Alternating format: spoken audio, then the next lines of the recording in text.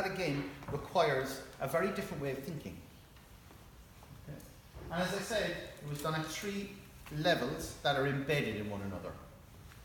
At the very kind of smallest level is the micro level, the course.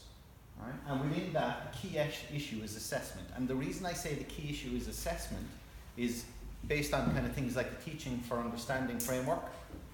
It all boils down to what you're going to get the students to do. What is it is the learning outcome here? What is it that you want the students to have or to be after working in your course? And what will they have to do to show that?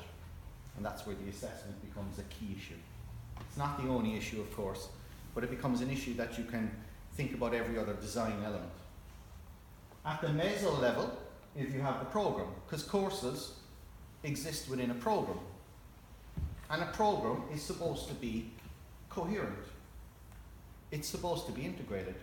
Now, I again don't know about your own institutions, but I can tell you, because I am a graduate of the commerce undergraduate program, that wasn't integrated. The people in management and marketing didn't know what the people in economics were doing. The people in economics didn't know what government were doing. Right? They were separate. And there was no space for these people to have a conversation with one another because they're in different departments.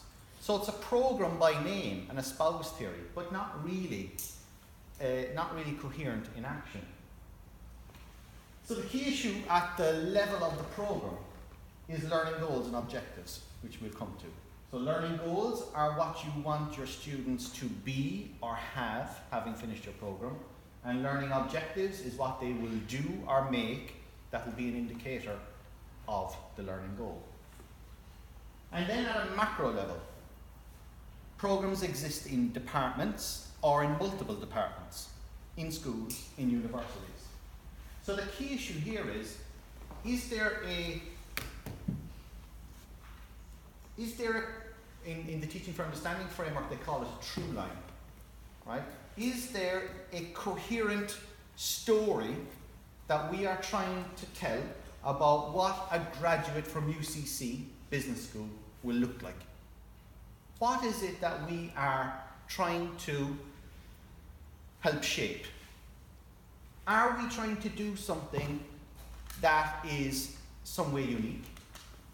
Or what is our selling point, if you want to put it in business terms? So from a business or from a school or a university or department, the key issue here is, can we create and articulate, communicate a student-centered mission? A mission being your desires, your intentions, what you value. And then, of course, the key thing is, because it's supposed to be integrated, whatever you decide your mission is, this is what our students will be. And I'll show you some mission statements in a minute. This is what our students will be. This is what a graduate from UCC will look like. This is what a graduate from Harvard will look like. This is what a graduate from Cambridge will look like. Well, that only becomes real, as opposed to something we say, if it's enacted in the programs. If the mission of the university or the department or the school is embedded in the programs. And in turn then, the learning goals and objectives are only something that are real, not just something we say, espouse theory versus theory of use, if it's actually enacted in the courses. So all 3 levels have to be in conversation with one another. And I don't know what it is like in your university, but in our university, for instance, oftentimes the head of the department doesn't teach. So there's a divorce. That's really dangerous.